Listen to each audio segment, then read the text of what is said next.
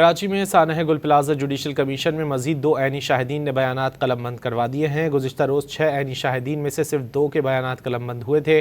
مزید جانیں گے ڈان نیوز کے نمائندے شفیع بلوچ سے۔ شفیع بتائیے۔